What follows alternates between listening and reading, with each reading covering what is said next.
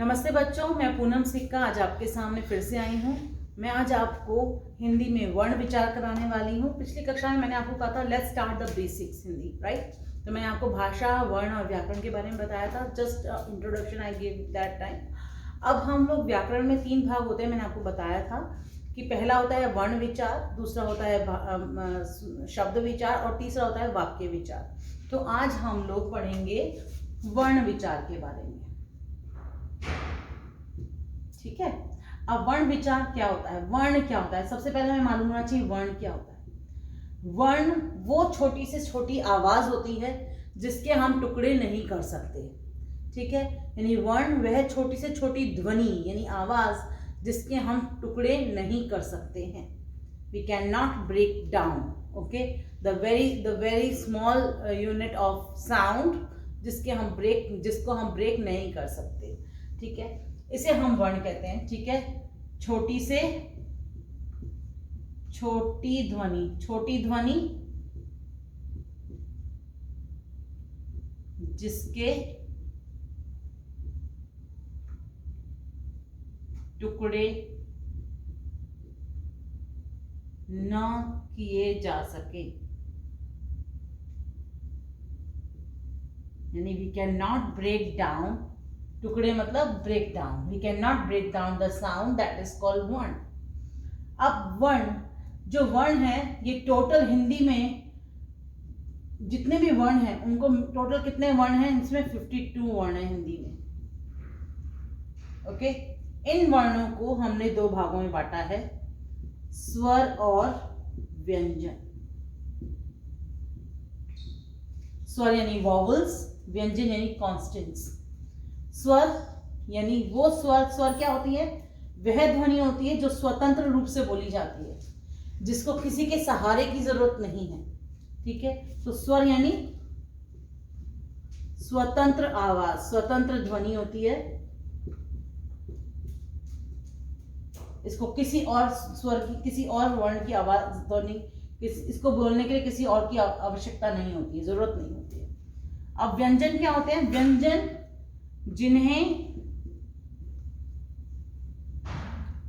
जिन्हें स्वर की सहायता से बोला जाता है, स्वर की सहायता से बोला जाए,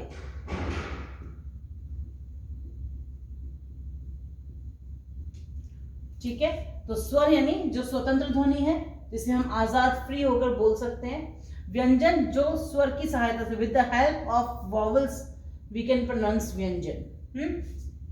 आज हम लोग सिर्फ स्वर पढ़ेंगे। स्वर की मात्राएं कौन सी होती है, स्वर का उच्चारण कैसे होता है, आज हम सिर्फ स्वर के बारे में पढ़ेंगे। इतना सबको समझ में आ गया बेसिक। वर्ण छोटी से छोटी ध्वनि जिसके टुकड़े ना किए जा सके। अच्छा, आज जो मैं वर्ण विचार पढ़ा रही हूँ ये मैं छोटी और बड़ी सभी कक्षाओं के लिए पढ़ा रही हूँ। जहां तक आपकी लिमिट्स हैं, जहां आपको मालूम है कि इतना बेसिक नॉलेज मेरे लिए इनफ है, that you can do it. और उसके अलावा ग्रेड 7, 8, 9, 10 के भी ये बहुत काम का टॉपिक है। तो आपको बेसिक्स मालूम होना चाहिए कि वर्ण क्या है। वह ध्वनि जिसके टुकड़े नहीं किए जा सके। स्वतंत्र ध्वनि स्वर होती है। और व्यंजन क्या होते हैं, जिसको स्वर की सहायता से हम बोलते हैं। अब बारी आती है स्वर कितने होते हैं। स्वर कितने होते हैं, इसके लिए बहुत लोगों के बीच में ये चलता रहता है कि कोई बोलता है 11 स्वर होते हैं, कोई बोलता है 13 स्वर होते हैं, कोई 12 स्वर मानते हैं, ठीक है। तो हाँ, लेकिन हम बोलते हैं कि स्वर 11 होते हैं, 11। कौन कौन से स्वर होते हैं, अ, आ, ई, उ, री, ए, आई, ओ और औ। ये 11 स्वर माने गए हैं। अब इन स्वरों को भी अब देखो, इनको स्वरों को हमने इनकी ध्वनि की अकॉर्डिंग इनको 2 भागों में बांटा है, ह्रस्व स्वर और दीर्घ स्वर, ठीक है। ह्रस्व स्वर यानी जिसको बोलने में बहुत कम समय लगे, और दीर्घ स्वर यानी जिसमें ध्वनि लंबी हो, यानी हम जिसको जोर लगा के लंबा खींच के बोले। अब ये कैसे होते हैं, अ, ई, उ, री, ये 4 ह्रस्व स्वर हैं. This I am teaching you according to the grade 7, 8, 9, 10. ह्रस्व स्वर. You should know that what is ह्रस्व स्वर and what is दीर्घ स्वर. ह्रस्व स्वर यानी छोटी ध्वनि, जिसमें बहुत कम समय प्रोनाउंसिएशन में लगता है, छोटी सी ध्वनि होती है. आ, ई, उ, ए, आई, ओ और औ, ये कहलाते हैं दीर्घ स्वर. दीर्घ स्वर यानी जिससे हमें स्वरों को, जिन वर्णों को बोलने में हमें ज्यादा समय लगे या बड़ी ध्वनि, लंबी ध्वनि हो. लंबी ध्वनि, लंबी ध्वनि मतलब जिसको हम खींचकर बोलते हैं. आ, ई, उ, ए, आई, ओ, औ. ठीक है, तो ये हो गए दीर्घ स्वर जिनके ऊपर मैं टिक लगा रही हूं ताकि आप लोग कंफ्यूज ना हो. ठीक है, ये सब दीर्घ स्वर हैं जिनके ऊपर मैंने टिक लगाया है. ठीक है, जिनके ऊपर मैंने टिक लगाया है दैट इज दीर्घ स्वर. मैं दी भी लिख देती हूं ताकि आपको याद रहे, समझ में आए, कोई कंफ्यूजन ना हो. ये दीर्घ स्वर है.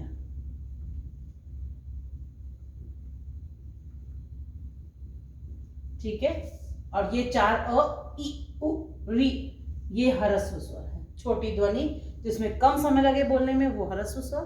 जिन स्वरों को उच्चारण में दीर्घ लंबा समय लगे खींचकर हम वर्णों को बोले वो दीर्घ स्वर कहलाते हैं. अब ये हो गए ह्रस्व स्वर और दीर्घ स्वर. 11 स्वर हो गए. लेकिन कुछ लोग बोलते हैं कि स्वर 13 होते हैं. ठीक है, लेकिन हम उन्हें स्वर नहीं मानते. वो स्वर नहीं हैं, लेकिन हाँ उनको स्वरों के साथ रखा जाता है, बट दैट इज नॉट स्वर. वॉवल्स नहीं है वो. देखिए किसके बारे में बोल रहे हैं. पहला है अंग, दूसरा है अहं. अब आपको ये समझना जरूरी है, अंग और अहं ये दोनों अयोगवाह हैं, अयोगवाह वर्ण हैं. दैट इज नॉट स्वर, दैट इज अयोगवाह वर्ण. ठीक है, अब ये जो अयोगवाह वर्ण है इनका क्या है, इनको देखिए आप. अंग, अंग मतलब इसमें न या म की ध्वनि होती है. ध्वनि यानी आवाज. जब अब न और म लगता है इसको हम अनुस्वार भी बोलते हैं. ठीक है, इसमें न और म की ध्वनि होती, जैसे गंगा, न की आवाज आई. ठीक है, नेक्स्ट हो गया संबंध, संबंध. ठीक है, तो ये अनुस्वार जो 2 हमने लगाए म और न के हैं, संबंध.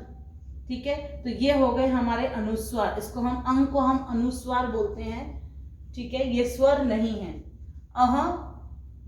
ये किसी भी वर्ण के पीछे 2 बिंदु लगती है ना, उसे हम कहते हैं विसर्ग. क्या बोलते हैं, विसर्ग. और इसकी जो ध्वनि है वो है ह ध्वनि. क्या ध्वनि है, ह. जैसे पुनः, दुख,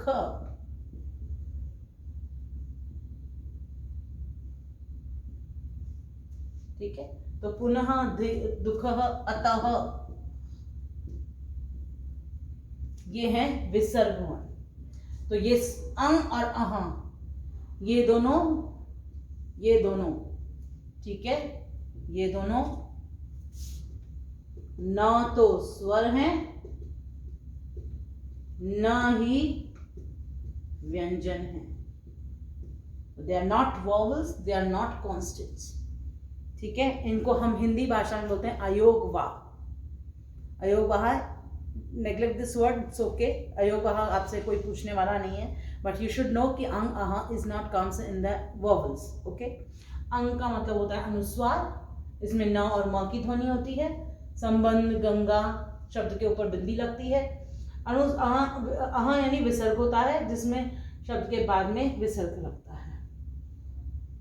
ठीक है, अब हमने यहाँ पर देख लिया कि अनुस्वार और ये विसर्ग है, ये स्वर नहीं है. इसके बाद मैं आपको बताती हूँ कि हमारे जो स्वर हैं उनकी मात्रा कैसी होती है। Let's go for it. चलिए, अब ध्यान से लिखना है, सभी को ध्यान से देखना है और समझना है, ठीक है। मैं आपको साथ साथ में उसका प्रोनाउंसिएशन भी बताऊंगी कैसे करेंगे। अ, आ, इ, ई, उ, ऊ। ये हो गए हमारे स्वर, ये हो गई हमारी मात्रा।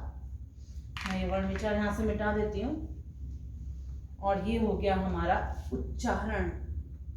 उच्चारण हम इधर भी लिख सकते हैं, उच्चारण।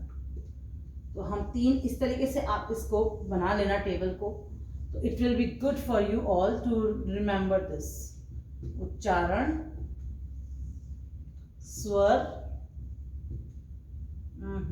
स्वर एंड मात्रा। अब देखिए अ को हम ज्यादातर ए करके प्रोनाउंस करते हैं। इसकी मात्रा, इसकी कोई मात्रा नहीं होती। अ की कोई मात्रा नहीं होती।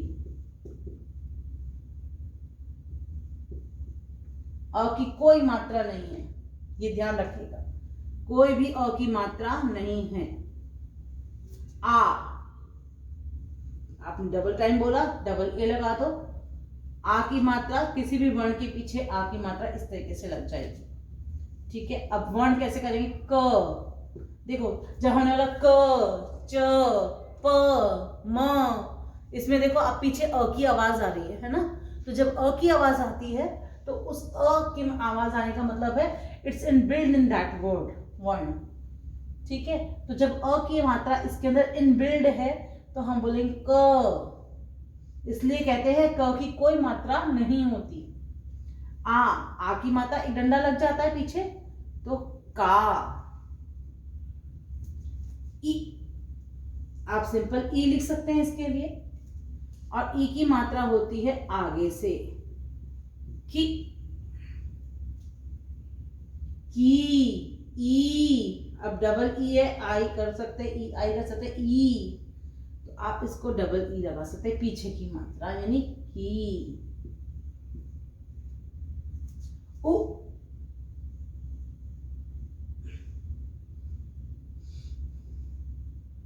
ऊ कर सकते हैं, ओ लिखकर ऊ कर सकते हैं, सॉरी, ओ, ऊ,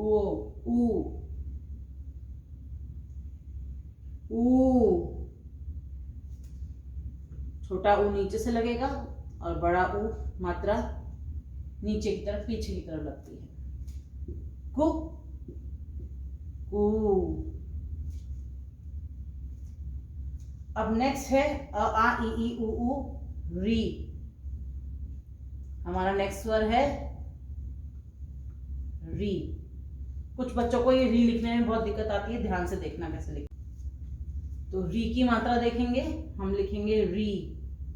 पहले स्लीपिंग लाइन, स्टैंडिंग लाइन, यहां से आपने इस तरह से कर दिया ट्रायंगल और फिर यहां से राउंड करके यूं कर दिया, री। तो इसकी आवाज है री, आर और ई, री, ठीक है। इसकी मात्रा रहती है किसी भी वर्ण के नीचे इस तरह से उल्टा ट लग जाता है, जैसे क्री, क के नीचे लगा, क बनाया आपने, देखो वापस से क बनाया आपने, क के नीचे री इस तरीके से बन गया। अ, आ, ई, उ, री। ए, आई, ओ और औ। अब ए की मात्रा होगी ए। अब ए की मात्रा कैसे लगती है? ऐसे लगती है, एक डंडा के ऊपर। आई,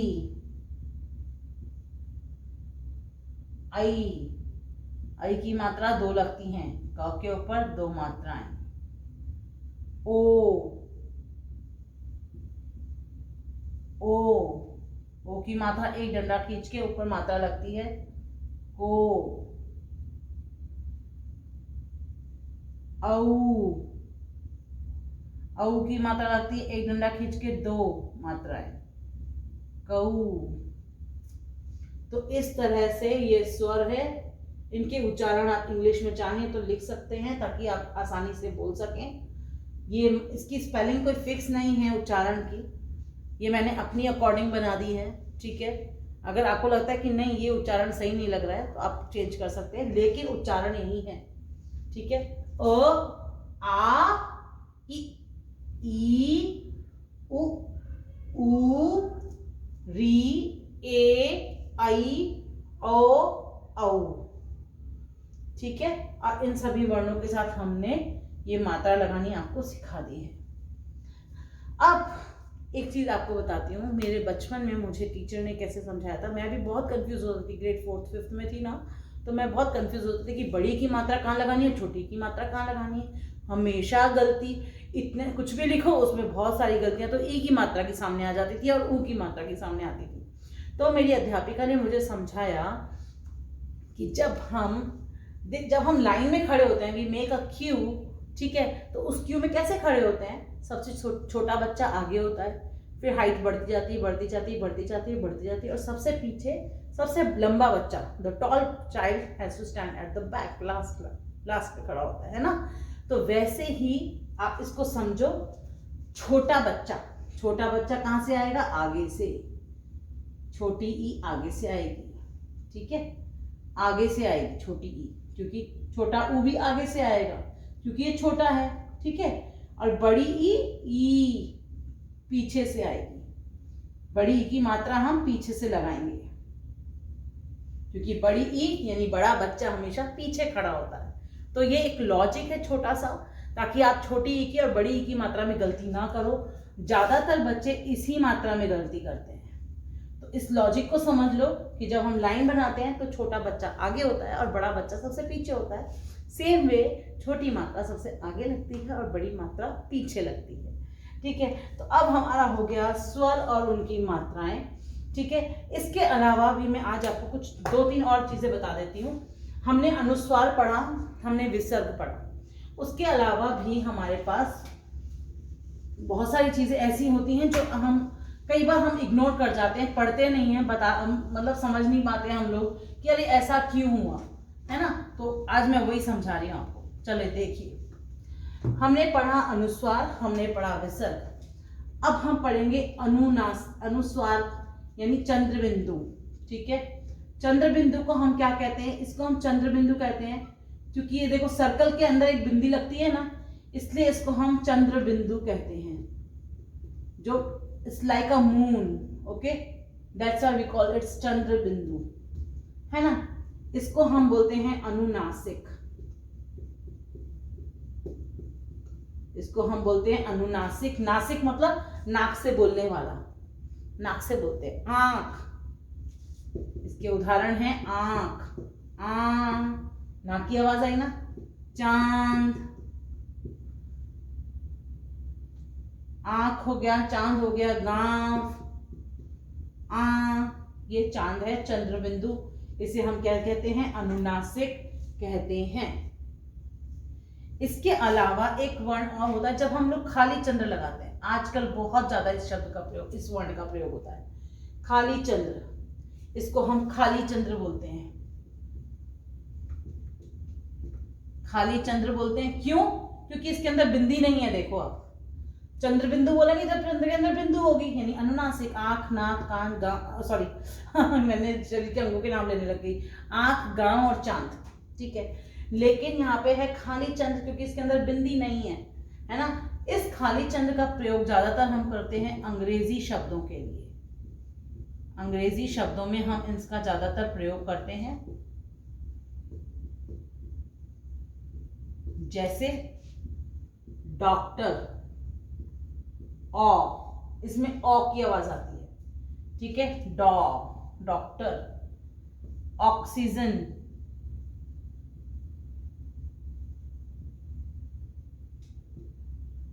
ठीक है। इसमें देखो चंद्र बिंदु नहीं है, इसमें चंद्र बिंदु नहीं है, इसको हम खाली चंद्र कहते हैं। इसका प्रयोग हम ज्यादातर अंग्रेजी शब्दों के लिए करते हैं। आजकल बहुत सारे ऐसे अंग्रेजी शब्द हैं, as it is we will write in Hindi, है ना। इंजीनियर को हम इंजीनियर लिख देते हैं, है ना। तो डॉक्टर को हम डॉक्टर, वैसे हिंदी में इसको चिकित्सक बोलेंगे डॉक्टर को, ऑक्सीजन को हम प्राणवायु बोलेंगे, लेकिन ऑक्सीजन भी हम लोग यूज करते हैं as it is English word हम हिंदी में यूज करते हैं, इसमें खाली चंद्र का प्रयोग होता है, ठीक है। एक होता है हलंत। अब हलंत क्या है? हलंत एक तिरछी लाइन होती है जो वर्ण के नीचे लगाई जाती है, ठीक है। इसका मतलब होता है आधा वर्ण,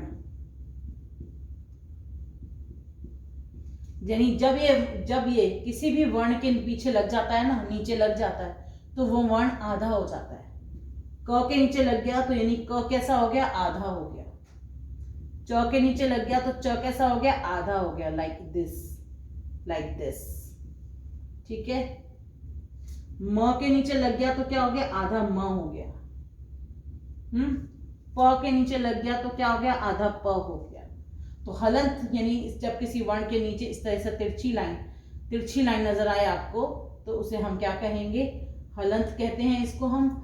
और इसका मतलब होता है वर्ण का आधा हो जाना, वर्ण का ब्रेक हो जाना, ठीक है। ये भी हम कई शब्दों में, जैसे चक्की, पक्का, है ना, मक्की, आधा क फिर की, तो बिल्ली, आधा ल सी, बिल्ली, तो आधा ल आता है बीच में, है ना। तो ये सब क्या है? आधे आधे वर्ण हैं, इसको हम हलंत कहते हैं। ये ज्यादा हम वर्णों के नीचे प्रयोग करते हैं।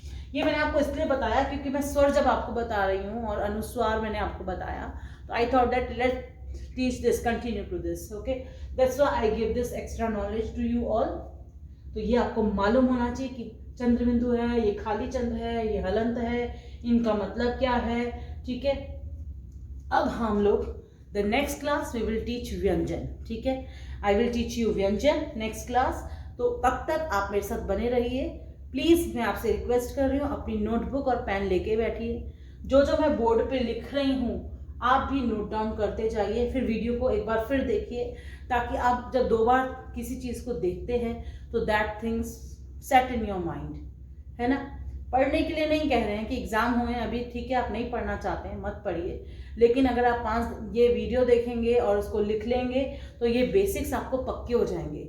When you come to the next class for studies it will be easy for you to understand Hindi and to speak and write, ठीक है। ये मैं आप सभी को इसलिए सिखा रही हूँ ताकि इसके थ्रू आप हिंदी बोलना सीखें, आपको पढ़ना आसान हो जाए आपके लिए हिंदी को, और आपके लिए हिंदी को लिखना भी और समझना भी आसान हो जाए, ठीक है। ओके, तो इसके लिए आपको क्या करना होगा? मेरे चैनल को लाइक और सब्सक्राइब करना होगा, शेयर करना होगा। Please share this video with your friends and family so that सभी इसका फ़ायदा उठा सके, ठीक है। अपना ध्यान रखिए। Take care everyone, bye.